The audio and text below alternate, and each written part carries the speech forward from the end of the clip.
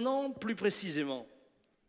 Voyez-vous, non seulement le monde gît sous le malin, mais chers amis, nous aussi nous avons un adversaire. Et la Bible le déclare. Et cet adversaire va chercher à vous influencer de mille et une manières.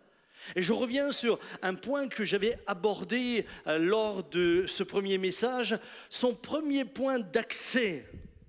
Écoutez bien, c'est important que vous compreniez cela. Son premier point d'accès pour vous influencer, c'est notre propre chair. Ça, c'est le premier point de contact, c'est par là, ça c'est la tête de pont. Regardez ce que Paul dit aux Galates. Dernièrement, lors du dernier message, justement, une internaute à la fin avait envoyé une question. Je ne sais plus comment vous vous appeliez, cher ami, mais vous aviez envoyé une question dans laquelle vous disiez « Mais pasteur, finalement, qu'est-ce que la chair? Pouvez-vous mieux définir ce qu'est la chair ?» Et c'est vrai que très souvent, nous avons un vocabulaire que nous utilisons sans forcément donner le contenu et l'explication.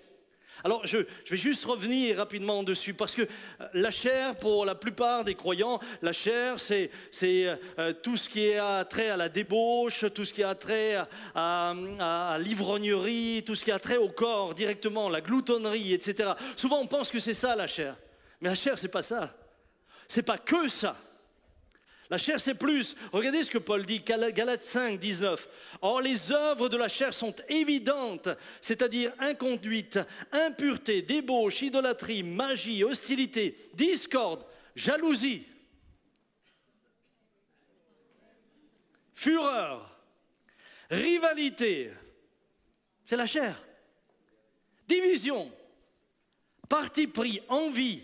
Et puis ensuite, on a de nouveau ce qui a trait au corps, ivrognerie, orgie et choses semblables. Je vous préviens, comme je l'ai déjà fait, ceux qui se livrent à de telles pratiques n'hériteront pas du royaume de Dieu.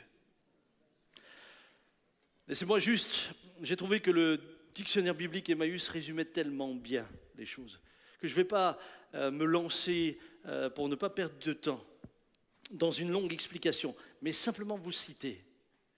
La chair ne se résume pas seulement au désir du corps, mais à la nature humaine privée de l'Esprit de Dieu, dominée par les appétits qui asservissent les facultés intellectuelles, les sentiments, la volonté et aussi le corps.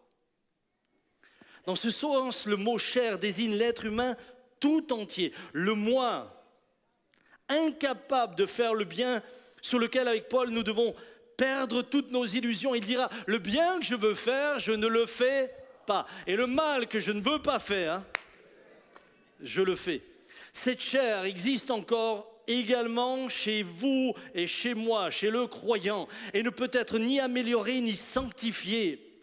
Il faut qu'elle soit tenue en échec, en réalité crucifiée,